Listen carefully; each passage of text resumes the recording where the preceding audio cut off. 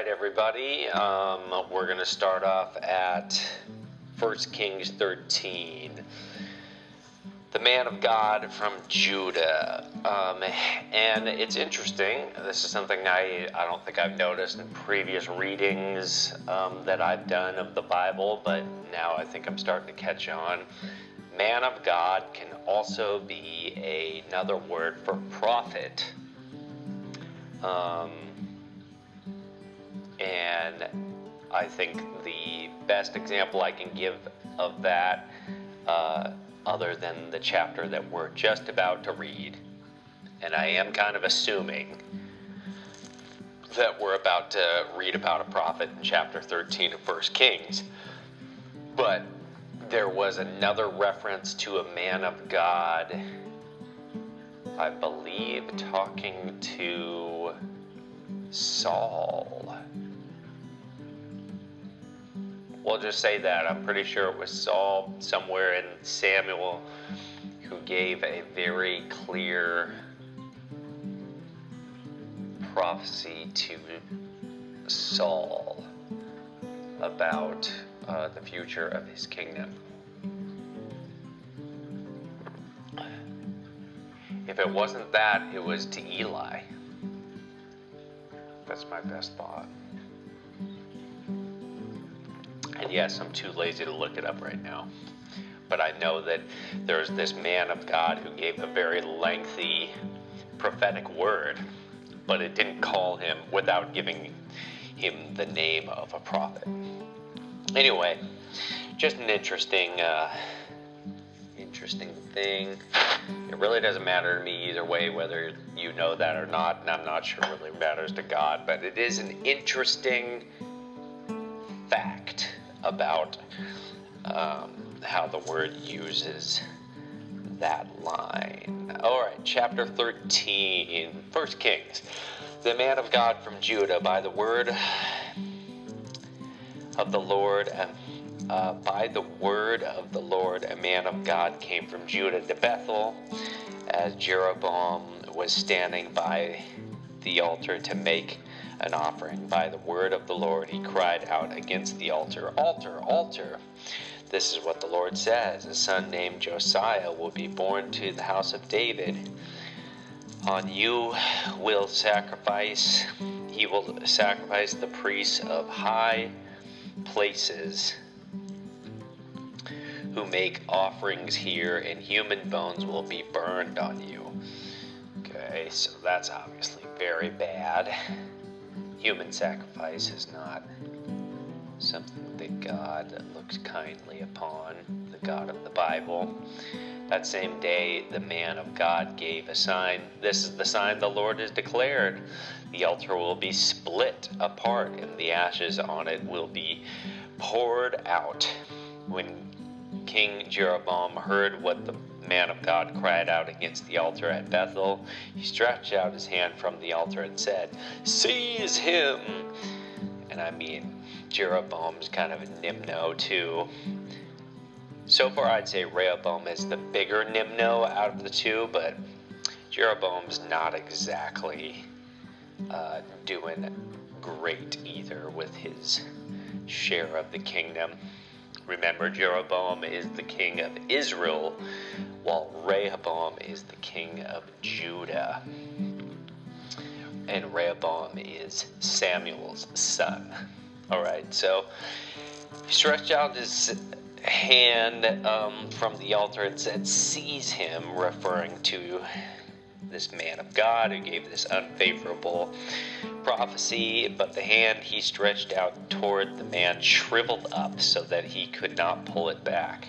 Man, it's like a reverse curse that Jesus did with the man with the shriveled hand, who stretched out his arm, and then suddenly, boom, there was his hand just totally normal and fully functioning, right? This man's hand, I had a grandma who had rheumatoid arthritis, and I'm not even going to try to contort my fingers the ways that her fingers became swollen and contorted and disjointed and just shriveled. It looked so painful. She was a great woman. She was a great lady, but her hands were just so shriveled. That's kind of what I picture happening to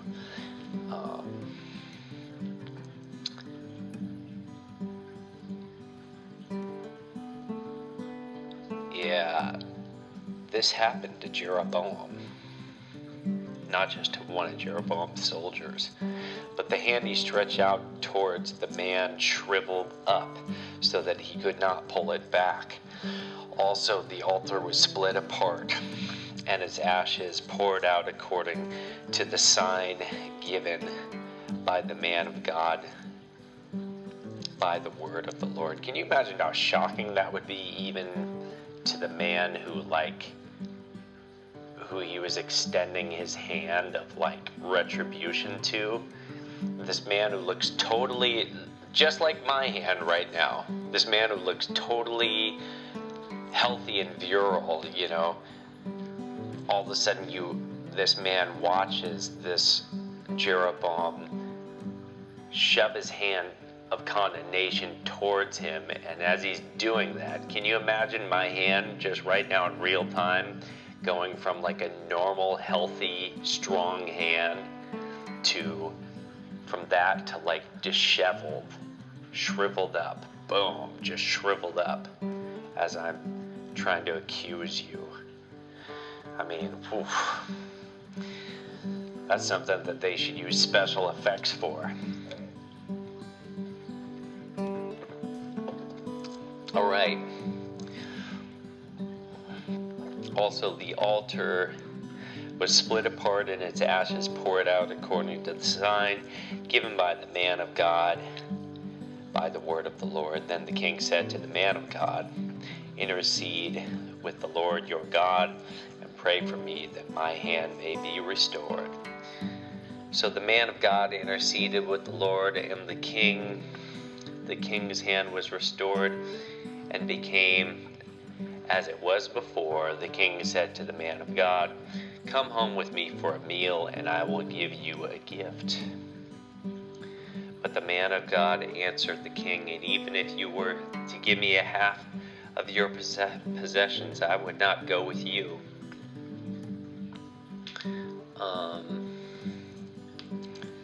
Let's see, so is the king trying to bribe the man of God? The king said to the man of God, intercede with the Lord your God and pray for me that my hand may be restored. Yeah, so he's trying to get his hand back, and he's trying to he's trying to bribe the very guy that he was trying to condemn and probably arrest and maybe execute, or at the very least imprison, and now he's trying to get that same man of God's approval because he's so shocked that his hand is disheveled.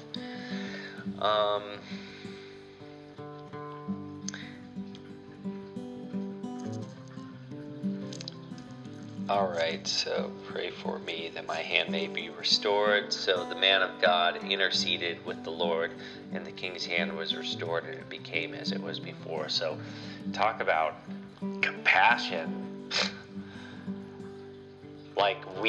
I think the normal person, including myself, would just be like, dude, you deserved it.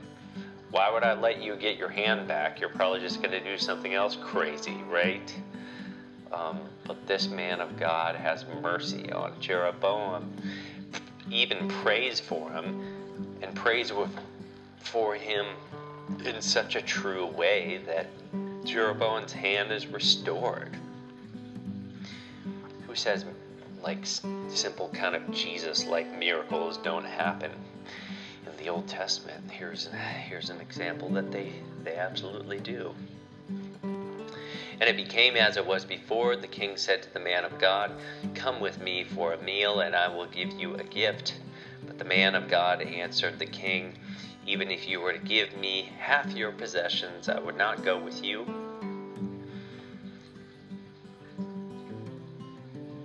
Yeah, so Jeroboam's now trying to kiss up to this man of God. And this man of God is saying, even if you were to give me half your possessions, I would not go with you, nor would I eat bread or drink water here. For I was commanded by the Lord of God, you must not eat bread or drink water, or return by the way you came. So he took another road and did not return by the way he had come to Bethel. Now there was a certain old prophet living in Bethel, whose sons came. Now here's an old prophet who's actually called a prophet. And I'm pretty sure Bethel is just short for Bethlehem, and I could be wrong about that, but I think that's true. This old prophet who came from Bethel, whose sons came and told him all that the man of God had done there that day, and also told their father what he had said to the king. Their father asked them, which way did he go? And his sons showed him which road the man of God from Judah had taken. So he said to his sons, saddle up the donkey for me. And when they had saddled up the donkey for him, he mounted it and rode after the man of God. He found him sitting under an oak tree and asked, are you the man of God who came from Judah? I am, he replied. So the prophet said to him, come home with me and eat. The man of God said, I cannot return back and go with you, nor can I eat bread nor drink water with you in this place. I have been told by the word of the Lord, you must not eat bread or drink water there, or return by the way you came. The old prophet answered, I too am a prophet as you are. And an angel said to me by the word of the Lord, bring him back with you to your house, so that he may eat and drink water. But he was lying. So the man of God returned him and ate and drank in his house. And while they were sitting at that table, the word of the Lord came to the old prophet, who had brought him back. He cried out to the man of God who had come from Judah, this is what the Lord says, you have defied the word of the Lord and not kept the command the Lord your God gave you. You came back and ate bread and drank water in the place where he told you not to eat or drink. Therefore your body will not be buried in the tomb of your ancestors, or your body will not be buried in the tomb of your ancestors. When the man of God had finished eating and drinking, the prophet who had him back saddled his donkey for him. As he went on his way, a lion met him on the road and killed him, and his body was left lying on the road with both donkey and the lion standing beside it. Some people who passed by saw the body lying there with the lion standing beside the body, and they went and reported it in the city where the old prophet lived. When the prophet who had brought him back from his journey heard of it, he said, it is the man of God who defied the word of the Lord. The Lord has given him over to the lion, which has mauled him and killed him, as though the word of the Lord warned him. The prophet said to his sons, saddle the donkey for me. And they did so. Then he went out and found the body lying on the road, with the donkey and the lion standing beside it. The lion had neither eaten the body nor mauled the donkey. So the prophet picked up the body of the man of God, laid it on the donkey, and brought it back to its own city to mourn for him and bury him. Then he laid the body in his own tomb, and they mourned over him and said, alas, my brother. After burying him, he said to his sons, when I die, bury me in the grave where this man of God is buried. Lay my bones beside his bones. For the message he declared by the word of the Lord against the altar in Bethel, against the shrines on the high places in the towns of Samaria, will certainly come true. Even after this, Jeroboam did not change his evil ways, but once more appointed priests for the high places from all sorts of people. Anyone who wanted to become a priest, he consecrated for the high places. This was the sin of the house Oh, excuse me. Almost done. I had to yawn at the end like that.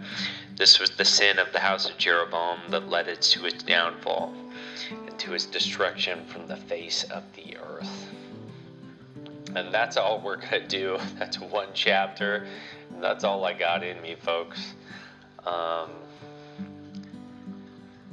You know, it does kind of remind me of Judges that said in those days Israel had no king. Everybody did what they saw fit. Obviously, this isn't Judges, but you got like men of God tricking prophets, or vice versa. Old prophets tricking men of God. And yeah, Jeroboam is not going to last any more than any other king or any other plan for Israel. In fact, Jeroboam looks like his time is up. It's going to be up soon, at least. I think we might read about the end of Jeroboam in chapter 14. But this is good for now. I'll catch you guys on the next one. Love ya.